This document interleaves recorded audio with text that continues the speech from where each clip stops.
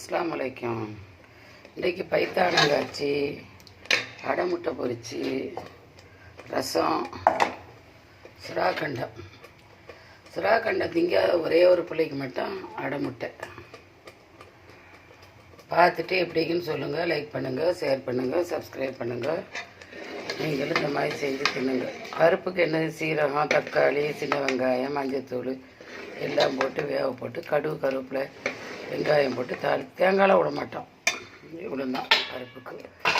இதுக்கு வெங்காயம், பச்சை மிளகா, மாசத்தூள் நல்லா உசாலி போட்டேன். மாசத்தூள், முட்டை எல்லாம் போட்டு இது கிரைண்டரில் ஒரு டக்குன்னு ஒரு அடி அடித்து பொரிச்சிட்டேன். கல்யாணம் காய்ச்சிக்கிறேன்.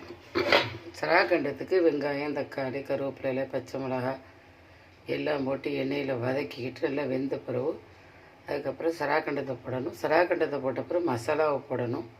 உப்பு போட்டு தேங்காய் பால் கடைசியாக இறக்கும்போது ஊற்றி கொதிக்க வச்சு இறக்கிறேன். நம்ம டாப்பாக்கி எலுமிச்சை பழம் 2 பழம் ஊற்றிக்கிறேன்.